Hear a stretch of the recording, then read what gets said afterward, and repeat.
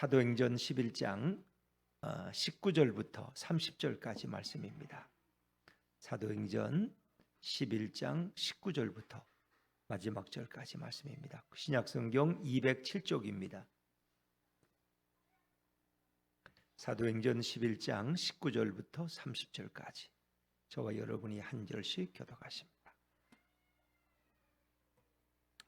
19절부터 있습니다. 그때의 스데반의 일로 일어난 환난으로 말미암아 흩어진 자들이 베니게와 구브로와 안디옥까지 이르러 유대인에게만 말씀을 전하는데 그 중에 구브로와 구레네 몇 사람이 안디옥에 이르러 헬라인에게도 말하여 주 예수를 전파하니 주의 손이 그들과 함께 하심에 수많은 사람들이 믿고 주께 돌아오더라. 예루살렘 교회가 이 사람들의 소문을 듣고 바나바를 안디옥까지 보내니 그가 이르러 하나님의 은혜를 보고 기뻐하여 모든 사람에게 굳건한 마음으로 주와 함께 머물러 있으라 권하니 바나바는 착한 사람이요 성령과 믿음이 충만한 사람이라 이에 큰 무리가 주께 더하여 지더라. 바나바가 사울을 찾으러 다소에 가서 만남에 안디옥에 데리고 와서 둘이 교회에 1년간 모여 있어 큰 무리를 가르쳤고 제자들이 안디옥에서 비로소 그리스도인이라 일컬음을 받게 되었더라. 그때에 선지자들이 예루살렘에서 안디옥에 이르니 그 중에 아가보라 하는 한 사람이 일어나 성령으로 말하되 천하에 큰 흉년이 들리라 하더니 글라우디오 때에 그렇게 되니라.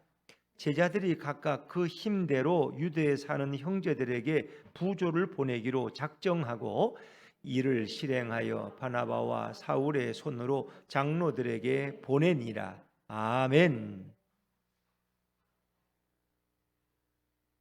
할렐루야. 네, 오늘도 주님의 은혜가 우리 모두에게 함께하기를 간절히 바랍니다. 자, 오늘 말씀은 안디옥 교회가 세워진 경위 그리고 스데반의 일로 인해서 핍박을 피해서 흩어진 사람들이 가서 세운 안디옥 교회 그리고 그들을 통해서 이방인에게도 복음이 증거되는 그런 내용들을 우리에게 소개해 주고 있습니다. 여러분, 복음은 늘 이렇게 환경이 좋으면 복음이 잘 자랄까? 늘 그렇지는 않습니다. 그러니까 땅에도 이게 거름이 풍성하면 또 농사가 잘 되는 것도 있고 너무 거름이나 퇴비를 많이 주면 농사가 안 되는 것도 있죠. 혹시 아세요? 너무 거름을 많이 주면 안 되는 그런 농작물들 있어요. 뭔지 아세요? 고구마, 감자 이런 거. 이제 작년에 이렇게 제가 있는 이제 가끔 가는 장모 그 이장님이 전해가지고 퇴비를 한 포에 3,000원씩 이렇게 준다는 거야. 그래서 그냥 생각도 안 하고 우리 사람이 하도 퇴비를 간절히 사모하길래 10가마만 달라고. 그런데 그 밭이 뭐 좁은데 그만 2가마 뿌니까 막 넘쳐. 그 뭐 자대로 고르도 못하고 하여튼 많이만 뿌리면 잘 될 줄 알아서. 그 작년에는 고구마 농사가 아주 잘 됐거든요. 고구마도 굵고 또 그 종자가 좋아서 아주 맛있어서 꿀고구마라고 그래서 버릴 것이 없었는데 그래서 그 기대감 때문에 고구마를 작년보다 2배는 더 심었어. 왜 작년에 너무 맛있게 먹어서. 여러분에게 못 드린 거 너무 맛있어서 나눠줄 수가 없었어요. 그런데 그래서 퇴비를 그냥 열심히 뿌리고 고구마를 더 많이 사다가 심었지 모종을. 그랬는데 누가 보고 그래. 이 밭이 잎 반 고구마 반이라는 거야. 그러니까 잎이 이렇게 무성해. 그 잎이 무성하고 잡초가 무성한데 이게 고구마가 잘 안 되는 거야. 그래서 한번 이렇게 한 달 전에 이렇게 보니까 이 손가락만 해. 그래서 아직 때가 너무 이른가? 그래서 또 한 달 지나고 이제 지난주에 이렇게 했더니 이게 물론 굵은 것도 가끔 있는데 되게 가늘어요.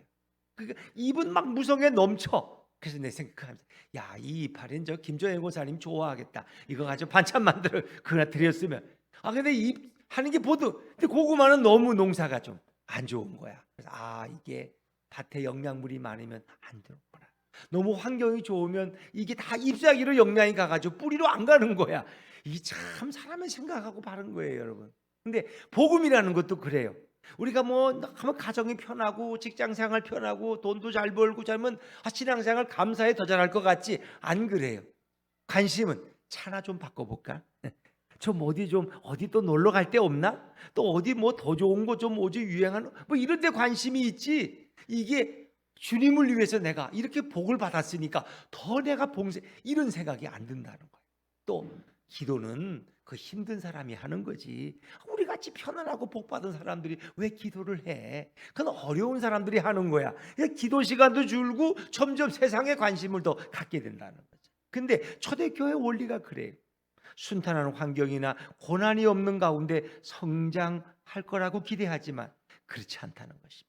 이상하게 복음은 고난이 없으면 그 복음의 순수성을 잃어버려요. 순탄하면 다 잘 될 것 같은데 오히려 나태하고 게을러지고 교만해지기 쉽다는 것입니다. 그래서 고통과 역경 속에 오히려 복음이 확산되고 승리하는 것을 보게 됩니다. 자, 이게 참 놀라워요. 우리가 이렇게 이제 초대교회 때 이 스데반의 일로 인해서 많은 교회와 교인들이 핍박을 받으니까 그들이 막 불덩이처럼 흩어지는 거예요. 그렇게 시골에 이렇게 있을 때 보면 이렇게 뭐 불덩이가 하나 있으면 그걸 끊으라고 막 이렇게 작대기를 가지고 따르면 그 불덩이가 더 펴서 더 확산되는 걸 볼 수 있어요. 어찌 보면 핍박이 오면 올수록 복음은 증거되는 그런 성향을 가지고 있다는 것입니다. 자, 우리 19절 말씀 한번 다시 돌아가서 읽어볼까요? 11장 19절입니다. 시작. 그때에 스데반의 일로 일어난 환란으로 말미암아 흩어진 자들이 베니게와 구브로와 안디옥까지 이르러 유대인에게만 말씀을 전하는데 아멘. 그랬습니다. 이 스데반이 순교한 사건이 오히려 기독교의 복음이 확산되는 기회가 됐다는 거예요. 핍박을 피해서 각지로 흩어진 사람들이 불씨가 되어서 그들이 복음의 씨앗이 되었다는 거예요. 그래서 이 진리를 가진 사람, 예수를 마음에 모신 사람들은 오히려 그들은 건드리면 건드릴수록 더 진리의 복음이 커져가는 거예요. 이것은 저주가 아니라 오히려 고난이 축복이 되었다는 거예요. 저는 그런 생각해봐요. 만약 우리나라 역사 속에 일제 36년이 없었더라면 우리 대한민국은 더 발전했을 것 같다? 그건 누구도 장담 못해. 오히려 또 해방 끝나고 우리가 1945년 해방되고 얼마 있다가 6.25가 5년 만에 일어났어. 만약 6.25 전쟁이 없었더라면 대한민국은 지금보다 더 번영했을까? 그렇게 말하는 사람 아무도 없어. 오히려 우리에게는 6.25가 고통스러웠지만 많은 사람이 살상을 당하고 비극을 경험했지만 어떻게 보면 지금으로 보면 축복이었어요. 그 6.25의 아픔을 통해서 우리는 나라라는 게 얼마나 존귀한가, 얼마나 우리 대한민국이라는 나라가 귀한 거를 다시금 깨닫게 되었어요. 그 고난을 통해서 우리는 어떤 어려움도 이겨낼 수 있는 민족으로 우리는 훈련받을 수 있었어요. 더구나 감사한 것이 그 당시 평양은 아시아의 예루살렘이라고 불렀어요. 한국 예루살렘. 그 평양에 특별히 교회가 많았고 뭐 주기철 목사님부터 선장님 교회 이런 유명한 교회들이 다 평양에 많이 있어요. 그러니까 공산당이 들어오니까 거기서 신앙생활을 못하니까 그 믿음 좋은 성도들이 그냥 숟가락 하나 들고 성경책 들고 야간 도주하는 거야. 신앙의 자유를 위해서. 그게 38선을 넘어왔어. 그래서 북한에서 넘어온 그 믿음 좋은 분들이 한국에 와서 복음의 씨를 뿌리기 시작해. 가져온 거 아무것도 집도 없고 절도 없어. 그러니까 하나님 앞에 무릎 꿇고 기도하는 것밖에 없어. 가서 노동일 하면서 그들이 삶을 개척하기 시작하는데 그들의 믿음이 얼마나 뜨거운지. 왜? 그들은 생명 걸고 내려온 분들이야. 그러니까 두려울 게 없어. 예수님이 그들을 한밤중에 지켜주셨고 공산당 치하에서 그들을 여기까지 인도해 주신 거야. 그들이 뭐가 무서워요? 믿을 건 의지할 건 예수님밖에 없고 하나님밖에 없어요. 그래서 주님만 의지하다 보니까 그분들이 교회를 세우고 그분들이 모여서 몇 명이 기도하면 또 하나의 교회가 개척되어지고 이러면서 한국 교회가 부흥돼. 한국 교회가 부흥되면서 한국 사회가 번영하기 시작했어요. 새벽기도 나왔다가 일찍 출근한 교인들이 그 직장을 일으키는 거예요. 물론 새마을 사업도 그 나중에 일어났지만 다 새벽에 나와서 눈부짖고 기도하던 교인들이 주님의 마음을 가지고 사업을 일으키고 직장에 가서 복음을 전하고 사랑을 전하는 거예요. 내가 좀 더 희생하지, 내가 좀 더 열심히 일하지, 그러면서 나라도 함께 번영하게 된 거예요. 그래서 우리는 한국이 대한민국의 근대화 속에서 기독교의 역할이라는 건 막중한 거예요. 왜? 그때는 그냥 교회만 세우면 사람들이 모여들었어. 그리고 뭐 교회들도 1년에 부흥회를 몇 번을 하는지 몰라. 얼마나 열심히 기도할 때인지 몰라. 그때는 저녁 예배도 이 어린아이들, 중고등부 학생들도 저녁 예배 다 나와서 말씀 듣고 그럴 때가 있었어요. 복음이 꽃필 때 한국 사회도 번영할 수 있어. 그렇죠? 경부고속도로가 세워지고 포항제철소가 세워지고, 그렇게 가난한 나라가, 배 한 척 아니라 돛담배 하나 못 만드는 나라가 지금은 세계에서 유조선을 가장 많이 만드는 그런 나라가 됐어요. 이 쇠덩이 하나 나지 않는 나라에서. 자, 이것이 참 이 복음의 역사고, 교회가 부흥되면서 우리 대한민국도 같이 발전하게 되었다는 거죠. 그리고 한국에 특별히 이 복음의 꽃이 피고 교회들이 생겨나기 시작했다. 어찌 보면 지나고 보면 이 6.25도 우리에게는 참 축복의 일이었어요. 그래서 19절에 환난당한 자들이 어디 베니게, 구브로, 안디옥까지 가서 흩어져서 복음을 전하는. 처음에는 유대인들에게만 복음을 전했어요. 근데 그 복음이 이방인에게도 흘러가기 시작했어요. 이방인들. 왜?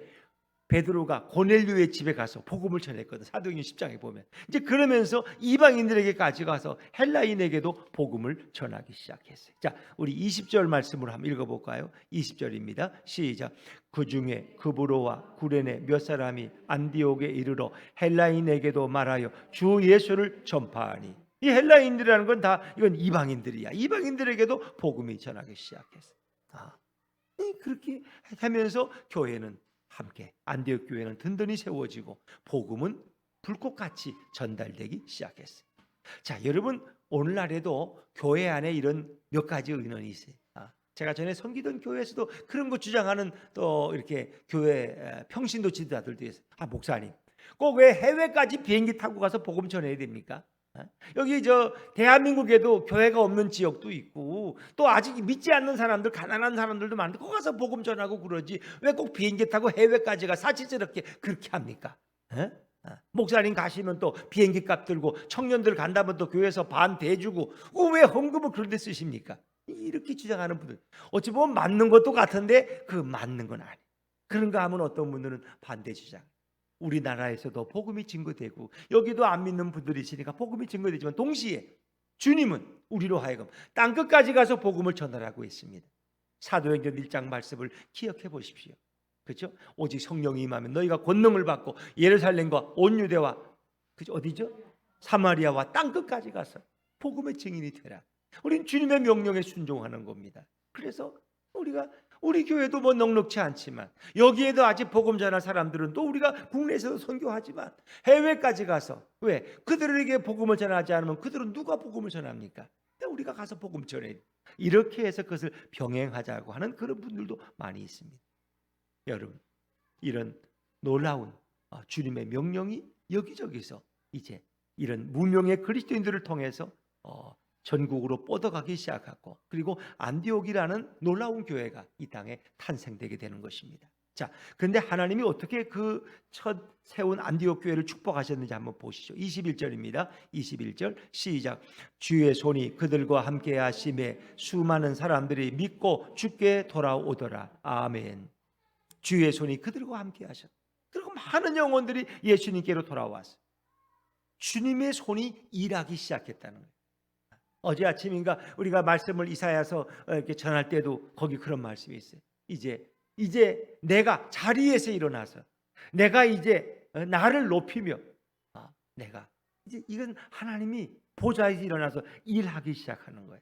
주님의 손이 드디어 일하기 시작하는 거예요. 주님의 손이 그들과 함께 하심에 수많은 사람들이 믿고 주께 돌아왔다. 그렇습니다. 여러분들, 주님의 손은 능력의 손입니다. 주님의 손은 치유의 손이고, 주님의 손은 복음 전하는 손이고, 주님의 손은 사랑의 손입니다. 여러분에게도 이 주님의 능력의 손이 함께 하기를 주의 이름으로 축원합니다. 여러분의 자녀들에게도 주님의 손이 임하기를 바랍니다. 여러분의 가정에도 주님의 손이 역사하기를 바랍니다. 이 주님의 손은 인간의 손과는 근본적으로 다른 것입니다. 인간이 하는 일들은 처음엔 대단해 보이지만 나중엔 별거, 용두삼이야. 그런데 주님이 하시는 일은 처음엔 시시해 보여도 나중에는 창대해지는 것입니다. 그것은 위대한 역사를 일으키는 겁니다. 주님이 일하실 때 주님의 손이 닿는 곳마다 어때요? 병자가 일어나고, 안진뱅이가 일어나고, 소경이 눈을 뜨고, 귀머거리에 귀가 열리고, 죽은 자가 일어나고, 그렇죠? 주님의 손이 일하시는 때가 있는 것입니다. 그래서 바로 그곳에 주의 손이 함께 하심에 수많은 영혼이 믿고 돌아왔어요. 이 소문이 예루살렘까지 이제 번져가기 시작했어요. 그래서 예루살렘 교회가 이 소문을 듣고 이 안디옥에 누구를 파송하느냐? 최초의 평신도 선교사 바나바를 파송하게 되죠. 자, 22절, 23절 말씀을 같이 읽죠. 22절, 23절입니다. 시작. 예루살렘 교회가 이 사람들의 소문을 듣고 바나바를 안디옥까지 보내니 그가 이르러 하나님의 은혜를 보고 기뻐하여 모든 사람에게 굳건한 마음으로 주와 함께 머물러 있으라 권하니. 아멘. 예루살렘 교회가 이 사람들의 소문을 듣고 바나바를 파송하는. 근데 바나바는 최초의 평신도 선교사예요. 평신도로서 가서 안디옥에 가서 그 모든 전해진 놀라운 복음의 사실들을 확인하고 그리고 그들을 더 든든한 믿음 가운데로 인도하는. 그리고 이 바나바가 한 일 중에 한 가지 중요한 일은 길리기아 다소에 있는, 지금은 터키 땅인데, 가서 사울을 데려와서 사울과 함께 동역을 했다는, 같이 말씀을 전하는 일을 거기서 감당하게 되었다는 거죠. 여러분, 그렇습니다. 우리가 복음을 전하는 데는 꼭 이렇게 목회자만 할 수 있는 건 아니에요. 이제 우리 교회 이렇게 1년에 한두 번씩 오시는 각기문 선교사도 사실은 따지고 보면 평신도 선교사야. 그분은 신학교를 다니질 않았어. 그분은 전도사나 목사라는 타이틀은 없어. 그냥 선교사야. 그분이 학원 원장을 하다가 그냥 평신도로서 그 아프리카 땅에 갔는데 거기서 복음을 전하고, 그러면서 거기서 선교사로 그냥 이렇게 불리면서 교회를 개척 사역을 하고 말씀을 전하고, 그런 주님이 그를 쓰시는 거예요. 백영신 성도님도 앞으로 꼭 전도사님이 없어도 백영신 성도님이 캄보디아에 좀 갔다 와야 되겠다고, 그럼 다녀오셔야 돼. 아셨어요? 그렇게 평신도 선교사가 가서 뭐가 필요하냐고 내가 도와주겠다고 이렇게 할 수 있어야 된단 말이에요. 꼭 목회자만 꼭 가야 되는 게 아니에요. 얼마든지 여러분들이 가서 할 수 있는 일들은 많이 있는. 그렇죠? 그래서 우리 교회 모든 성도들은 다 평신도 선교사가 돼야 할 줄로 믿습니다. 꼭 목회자만 가는 게 아니에요. 바쁘면 김용미 집사님은 또 방학을 이용해서 또 잠깐 또 가서 또 복음을 전하고 오고, 어린이 교회 학교를 인도하고 오고, 이렇게 좀 우리가 좀 이렇게 좀 달라져야 되지 않겠어요? 맨날 목사님이 아이고 우리는 못해, 이게 아니라 이제는 평신도들도 다 주님이 세운 사역자. 김종혜 권사님이 가서 하시면 못하시겠어요? 그 아이들에게 얼마나 맛있는 과자를 만들어서 그 아이들에게 배불리 먹이고 그들에게 예수님의 사랑을 전하고, 또 할 수만 있으면 아주 붕어빵 기계를 그냥 들고 가. 그래가지고 거기서 그걸 또 이렇게 한 조각 나누다가 또 들고 오지 못 가시고, 아니면 그냥 주고 오고, 그냥 이거 쓰라고 그냥 밀가루 보내줄 테니까 여기서 해서 아이들 먹이라고 주일마다. 이렇게 하면 얼마나 좋아, 그렇죠? 이제 그런 일들을 좀 우리가 이게 불가능해 보이지만 또 그게 불가능한 것도 아니야. 얼마든지 할 수 있는 일이죠. 주님, 우리가 그렇게 하길 원하죠. 그래서 바나바와 같은 위대한 평신도 선교사를 주님이 세워 주신 거예요. 자, 우리 24절 말씀, 바나바가 도대체 어떤 사람이었을까? 24절 같이 읽죠. 시작. 바나바는 착한 사람이요 성령과 믿음이 충만한 사람이라 이에 큰 무리가 주께 더하여 지더라. 바나바는 착한 사람. 그러니까 인격이 훌륭하고 정직한 사람. 그는 인격적으로 아주 훌륭해서 어찌 보면 사도 바울보다도 바나바가 더 인격적으로는 훌륭해 보여요. 바나바는 사랑이 많아. 그리고 그에게 주어진 별명이 위로자, 권위자야. 그는 아파하는 사람들을 쓰다듬어 줄 줄 알아. 근데 사울은 어떨 때는 아파하는 사람들의 속을 더 헤집어놔. 너 죄를 회개하라고. 이제 그렇게 좀 사울은 좀 이렇게 그 모든 것이 은사가 사역적이야. 근데 바나바는 좀 인간미가 있어요. 그래서 따뜻하게 위로해주고 또 그를 권면해주고 상처를 싸매주는 이런 역할이 바로 바나바의 역할이에요. 자, 그런가 하면 바나바는 사도행전 4장에 보면은 성령이 처음 임했을 때 자기 밭을 팔아서 사도들의 발 앞에 두었던 사람이에요. 주님을 위해서 아주 자신을 온전히 헌신한 그런 평신도 지도자였어요. 근데 그는 성령과 믿음도 충만한 사람이었다. 참 훌륭한 그리스도인이에요. 그래서 그가 가서 안디옥 교회를 섬길 때 더 많은 영혼들이 하나님 앞에 나올 수가 있었다. 더더욱 이 바나바는 함께 동역하기를 좋아했어요. 이게 교인들도 이렇게 성향을 보면 어떤 분들은 혼자는 어떤 일을 잘해. 근데 다른 사람하고 함께 하라면 굉장히 힘들어해.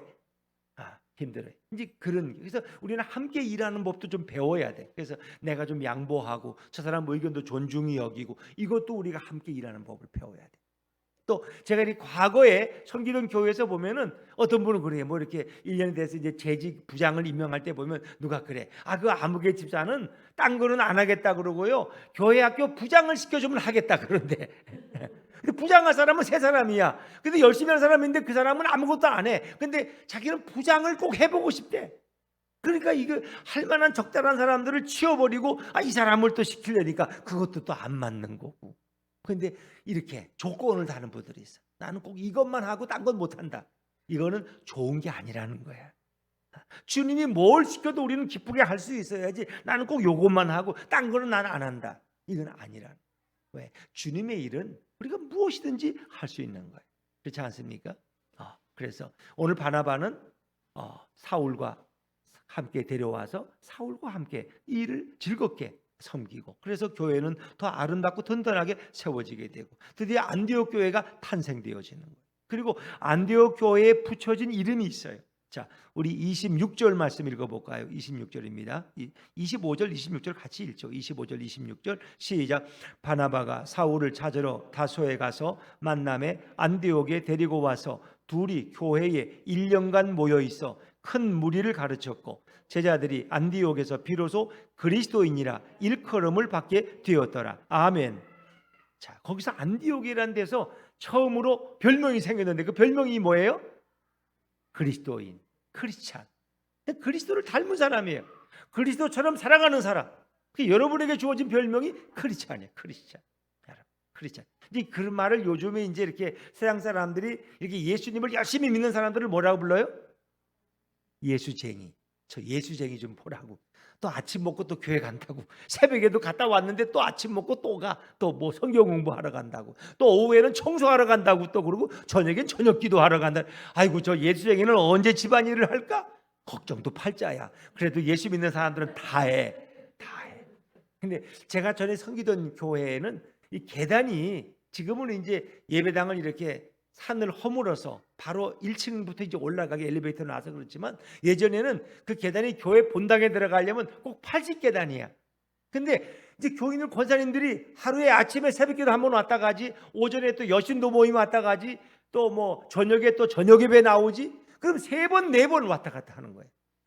그런데 놀랍게도 그분들이 굉장히 강건하다는 거예요. 뭐 시골에서 뭐 신길동 이런 거 옛날에 다 시골 바치고 다 그렇죠. 거기서 무슨 뭐 헬스를 했겠어, 뭐 테니스를 쳤겠어, 골프를 배웠겠어. 근데 다 건강하셔. 기본이 80이고 길면 90이야. 그분들이. 근데 그 건강한 이유는 간단해. 계단을 그 80계단을 하루에도 몇 번씩 오르내린다. 그 계단을 오르내리는 게 얼마나 좋은 훈련인지 몰라. 그래서 여러분들 새벽기도 올 때 이왕이면 계단을 오르내리세요. 그게 하루에 한 번, 2번 내리지만 그게 1년을 쌓이고 10년을 쌓이면 대단한 거예요. 그렇게 할 수 있으면 참 여러분, 이게 하나님께서 하시는 일은 참 놀라운 것 같아요. 이렇게 우리가 정말 주님의 일을 위해서 이렇게 애쓸 때 주님은 이렇게 놀라운 은혜도 부어주시고, 예수쟁이란 비판을 받아도 그게 뭐 중요해요 그분들에게는. 왜? 나는 주님께 나 자신을 드렸는데, 주님은 나를 위해 십자가에 죽으셨는데 내가 뭐 주님을 위해 하는 거 이거 얼마나 즐겁게 할 수 있나. 그분들. 그리고 아침에 새벽기도 오면은 꼭 그 권사님들 보면 장로들도 그래. 꼭 와서 생수를 꼭 한 컵씩 드셔. 생수가 이제 기가 있으니까, 정수기가 있으니까. 근데 아침에 이렇게 빈속에 물을 2컵, 3컵 먹는 건 굉장히 건강에 좋잖아요. 보약이잖아요. 그러니까 남들은 주무실 시간에 와서 운동하고 또 와서 생수를 마시고, 그러니까 훨씬 더 건강하게 사는 거죠. 또 주님이 또 그들을 또 지켜주시는 거죠. 그래서 우리는 이 땅에서도 정말 때로는 예수쟁이, 크리스찬이라는 별명이 생겼듯이 우리도 정말 남들 앞에 예수 믿는 사람들로서 어떻게 살아가야 될 것이냐. 근데 어떤 교인들은 이렇게 직장에 나가도 자기가 크리스찬이라는 걸 잘 안 드러내. 그래서 기도를, 점심 때 기도를 해도 같이 먹어도 손을 밑으로 잠깐 하고 그냥 예수님 땡큐 하고 얼른 들어. 그냥 잠깐 밑에 뭐 죽는 척도 하고. 왜? 남들에게 그게 들킬까 봐. 형 예수 믿어요? 계장님 예수 믿어요? 아니야, 나 그런 거 아니야. 어쩌다 그냥 한 번씩 가 이러면서 그냥. 왜? 남에게 숨기고 싶은 거야. 이제 그래서 이제 그런 분들한테 왜 예수 믿는 걸 안 드러내냐고. 왜 꼭 교회 올 때도 꼭 성경책을 요만한 거 가져오기다 아예 안 가져오든가, 또 어떤 분들은 예전에 그 신문지에 싸가지고 다녀. 신문에 뭐 거의 성경이 들었어. 남한테 안 보이려고. 근데 이제 어떤 분들은 또 뭐 인사할 때 보면은 또 여기에 또 뭘 하나 꽂고 오는 분도 있어. 그냥 그래서 뭐 그거 어떻게 또 그죠? 그냥 뭐 그거 상관없어. 뭐 예수 잘 믿으면 되지. 그래서 그런 분들은 어떻게 그렇게 예수를 믿냐니까 자기는 그래. 자기는 비밀 요원이래. 비밀 요원. 비밀 요원은 이렇게 자기를 드러내지 않고 믿는 거래. 그러니까 예수 믿는 게 부담스러운 거야 남한테. 그렇죠? 예수 믿는 사람이 왜 저래? 그러니까 그냥 자기는 다 숨기고 이렇게. 자기를 비밀 요원이래. 비밀 요원은 우리 손자 도겸이가 자기는 앞으로 꿈이 비밀 요원이라 그러더라고. 이제 그건 FBI 비밀 요원을 얘기하는 거지 예수 믿는 비밀 요원이 아니야. 이제 우리는. 그러니까 우리는 어찌 보면 예수 믿는 걸 남들이 느낄 정도로 드러내고 믿는 것도 좋아해. 근데 그게 내게 부담스럽긴 해. 왜? 말도 조심해야 되고 행동도 조심해야 되고. 그렇죠? 그냥 우리는 어차피 예수님께 내 인생을 바친 사람들이야. 그러니까 주님과 함께 걸어가는 인생이라면 얼마나 좋을까. 그래서 크리스찬이라는 아주 명예로운 별명이 안디옥에서 최초로 붙여지게 되었다는 것입니다. 참 아름다운 일이죠. 자, 이렇게 초대교회의 안디옥 교회는 성장해 가는데 특별히 안디옥 교회가 이제 성장해서 다른 교회를 돕는 그런 교회가 돼요. 자, 27절 28절 말씀, 27절 28절 말씀 같이 읽죠. 시작. 그때 선지자들이 예루살렘에서 안디옥에 이르니 그 중에 아가보라 하는 한 사람이 일어나 천하에 큰 흉년이 들리라 하더니 글라우디오 때에 그렇게 되니라. 아멘. 이제 안디옥 교회가 든든히 서간다는 소문이 전국에 퍼지는 거야. 그러니까 이제 예루살렘에서 이런 선지자들 무리가 한 번은 안디옥 교회를 방문했어. 와서 이제 기도도 해주고 또 예언 활동도 하고 말씀 전하고 그러는데 그 중에 아가보라는 한 선지자가 이런 예언을 했어. 성령으로 말했어. 천하에 큰 흉년이 들 것이다. 비가 오지 않고 기근이 들어서 모두가 어려울 때가 온다는 거예요. 근데 글라우디오 황제 때 그렇게 되었다는 거예요. 그러니까 이 선지자들의 예언은 성령으로 그가 받은 것이고 그가 전했는데 실제로 그것이 이루어졌다는 거예요. 그래서 실제로는 유대 지역에 기근이 들어서 양식이 귀하고 굶어 죽는 사람이 늘어나고 이런 일이 됐어요. 그때 어떻게 했어요? 이 안디옥 교회가 어떤 일을 했을까? 자, 29절 말씀, 29절입니다. 시작. 제자들이 각각 그 힘대로 유대에 사는 형제들에게 부조를 보내기로 작정하고. 이 부조는 뭘까? 장례식 때 갖다 내는 게 부조가? 이 구제헌금이야. 구제헌금. 그들이 헌금을 했다는 거예요. 근데 어떻게 했느냐? 각각 그 힘대로. 제자들은 그 평신도들이 힘대로 자기 최선껏 열심히 해서 헌금을 들여서 유대의 그 기근으로 고통당하는 형제들에게 그 헌금을 보내기로 작정하고 일을 실행했다는 거예요. 그 일을 말만 꺼내지 않았어. 그들은 실천했어. 그리고 바나바와 사울을 통해서 가서 그들에게 전달하고 돌아오게 했어요. 이게 참 아름다운 일 아닙니까? 안디옥 교회가 세워진 지 얼마 안 되는데 벌써 남을 돕는 교회가 돼. 저는 우리 예수품 교회 또 자랑하면 또 그렇지만 뭐 자랑은 아니지만 그냥 이 교회가 시작될 때 늘 하나님 앞에 먼저 약속했던 것이 우리 교회는 처음부터 다른 교회를 돕고 누군가를 돕는 교회가 되겠습니다.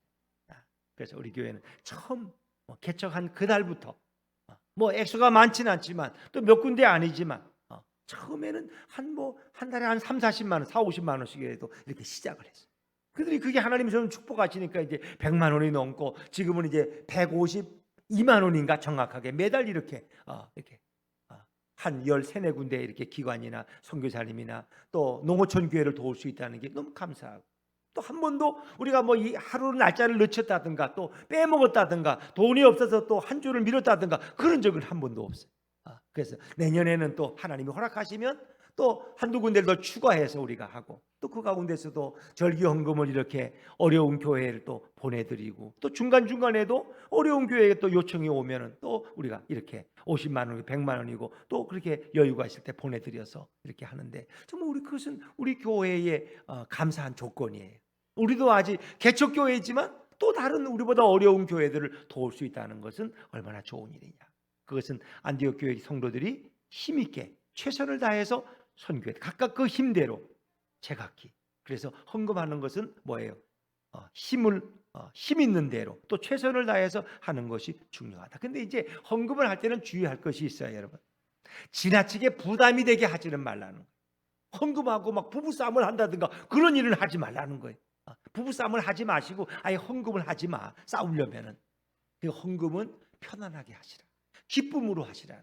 그래서 고린도후서에도 보면 그들이 억지로 하지 말지니 인색함으로 하지 말고 하나님은 즐겨내는 자를 사랑하시나니. 기쁜 마음으로 감사한 마음으로 헌금을 해야지. 뭐 체면 때문에 억지로 한다든가 그런 건 주님도 별로 기뻐하지 않아요. 왜?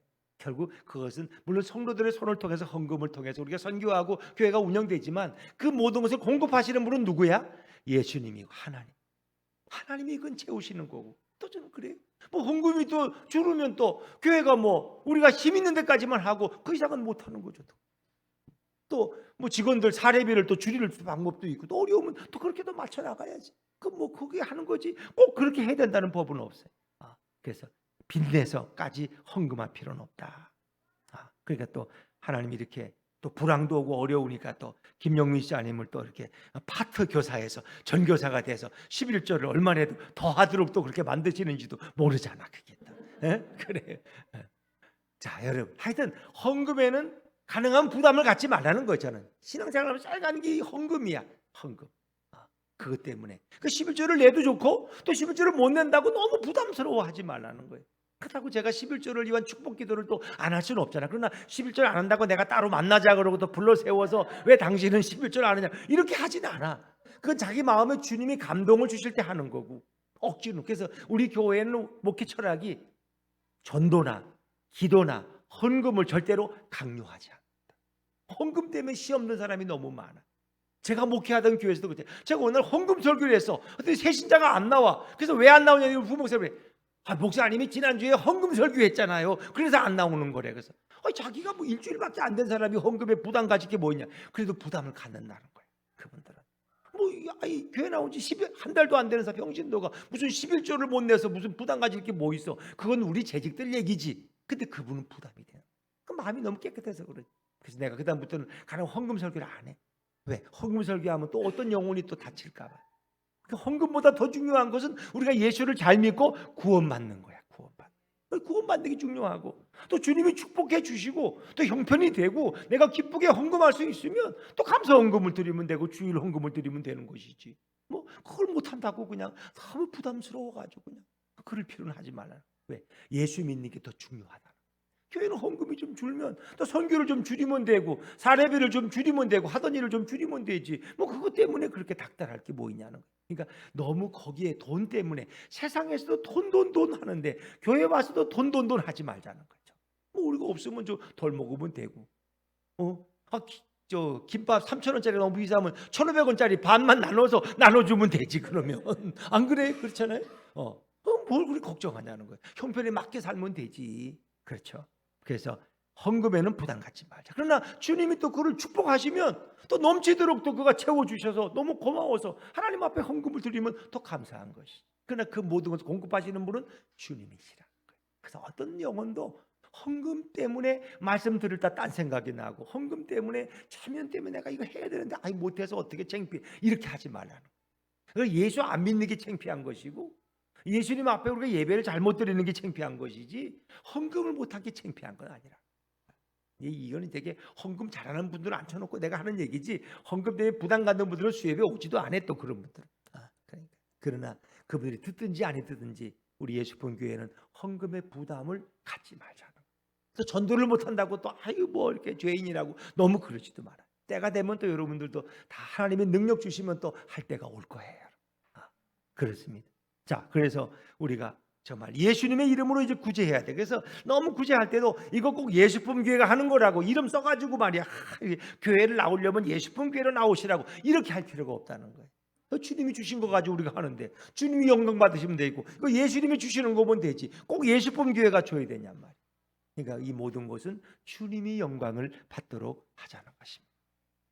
그렇습니다. 예수품 교회도 모든 것이 잘 갖춰진 교회는 아닙니다. 그러나 이 교회가 정말 하나님 앞에서 우리가 전략하고 또 선교와 구제의 우선순위를 두고 이렇게 또 어린아이들을 잘 양육하는 일에 우선순위를 두려고 할 때 주님이 기뻐하시지 않겠습니까?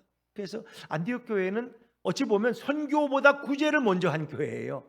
선교사는 나중에 그 후에 이제 사울과 바나바를 파송해요. 안디옥 교회가. 그들을 기도하고 안수하고 세워서 파송하는데 그 전에 그들은 구제연금을 먼저 했어. 자, 이제 우리가 선교를 열심히 하고 또 하나님이 기뻐하는 일이지만 교회가 모여서 매일 헌금하고 선교만 하면은 여기 세상 사람들하고는 별로 상관이 없어. 자기들은 뭐 저것들은 자기들끼리 뭘 열심히 한다고 잘해보라고 그러지. 그러나 이제 구제라는 것은 이 지역과 관련된 거예요. 우리 지역의 어려운 사람들, 또 고통당하는 자들에게 우리가 물질로 그들을 세워줄 수 있다면, 그것은 그가 불교인이든 그가 유교인이든 그가 무당을 믿는 사람이라도 그 구제하는 그 마음은 그들이 다 통할 수가 있다는 거죠. 그들이 마음이 열리는 좋은 또 기회가 되죠. 전주에 가면은 그 안디옥 교회라고 있는데, 이제 이동희 목사님이라는 분이 저 오수라는 곳에서 이제 목회하다가 이렇게 이제 교회에서 뭐 선교를 좀 하자 그랬더니 이제 그 교회 장로님들이 아이고 우리는 그럴 돈이 없습니다. 지금 우리 교회 돌보기도 바쁜데 뭔 시골 교회에서 선교를 하냐 그래서 이게 장로님이 반대하면 교회는 선교도 못 하는구나. 그래서 그분이 이제 거기를 사임하고 전주 시내 와서 교회를 새로 개척했어요. 그리고 이제 그 오수교회 많은 분들이 와서 일부러 이사를 와서 그 전주까지 와서 이렇게 그 개척을 도와줬다. 그리고 이제 교회가 안정되니까 다시 그분들 돌아가기 또 그렇게 했다. 참 그 유명한 얘기예요. 그래서 안디옥 교회가 이제 교회가 성장해 갔는데 그 교회는 이렇게 하나를 짓고 교인이 늘면은 또 연결해 비닐하우스처럼. 그래서 경락고 교회야. 경락고 비행장에 있는. 그것이 길쭉해요. 여기서 보면 저 끝에 보여. 거기서 예배를 드리는 거예요. 여름엔 덥고 겨울엔 춥고. 그러나 그 교회가는 이제 전주에 있는 교수들도 많이 나오고 좀 믿음 좋은 분들이 많이 나왔어. 그리고 그 교회는 시작부터가 선교와 구제의 헌금의 70%를 사용하는 교회예요. 그래서 그 지역에서 유명한 교회. 지방에서 뭐 한 4, 5천 명의 성인이 모이는 그런 교회는 참 교세도 대단하죠. 근데 그 이동희 목사님이 이제 은퇴하셨고 지금 수원에 와 사신다고 뭐 그러시는데 제가 요즘 뵙질 못했어요. 몇 번 부흥회에는 모셔서 말씀을 들었는데 참 훌륭한 분. 그래서 주님이 그런 교회는 또 그렇게 사용하시는구나. 저는 우리 예수분 교회가 뭐 다른 큰 힘은 없지만 우리가 하나님 주신 헌금을 통해서 선교하고 구제하는 일에도 우리 교회가 힘을 낼 수 있다면 주님 얼마나 기뻐하실까 그랬습니다. 정말 예수분 교회가 주님만을 높이는 교회가 되었으면 좋겠습니다. 앞으로 여러분들이 또 이 교회의 앞날을 이끌어갈 것입니다. 정말 예수분 교회가 처음 출발할 때 그런 모습처럼 복음만 전하는. 저는 이제 이 교회에서 뭐 때가 되면 이제 은퇴할 때가 되면 은퇴하고 저는 이제 이 교회 안 나오려고 그래요. 저는 멀리 가서 그러니까 여러분들이 이제 이 교회를 잘 세워가세요. 그래서 정말 교회가 작아도 주님이 기뻐하는 교회, 예수님이 주인된 교회를 만들어 간다면 주님이 얼마나 기뻐하실까. 그 유아시대 놀고 있는 아이들이 앞으로 다 청년이 되고 주일학교 교사가 되고 집사가 되고 권사가 돼서 저분들이 또 이 교회를 이끌어가지 않겠어요? 그런 아름다운 전통을 우리가 저들의 마음속에 예수님을 심어줄 수 있다면 얼마나 좋겠어요. 그래서 이번 성막 체험에 가서 저들이 저 성막에 있는 모든 곳이 다 예수님이래. 예수님. 저 떡상이 예수님이래. 저 번제단이 예수님을 가리키는 거래. 이걸 하나하나 배울 수 있다면 얼마나 좋겠어요. 그들의 마음속에 성경은 예수님에 관한 책이구나. 내 인생의 가장 중요한 보배는 바로 예수님. 내가 다른 건 다 잊어버려도 예수님만 내가 모시고 있으면 내 인생은 실패한 인생이 아니구나. 언제든지 다시 일어날 수 있다는 것을 깨달을 수 있다면 저들의 삶에는 실패가 없어요. 보배 대신 주님을 모신 삶이라면 내일 내 생명을 걷어간다 그래도 두려울 게 없어요. 그래서 우리 어린아이들에게 예수님을 심어줄 수 있다면 얼마나 좋을까요? 저는 예수분 교회가 시작도 그러했듯이 앞으로의 가정도 정말 주님께만 영광 돌리는 아름다운 교회로 자라갈 수 있기를 주님의 이름으로 소원합니다. 기도하겠습니다.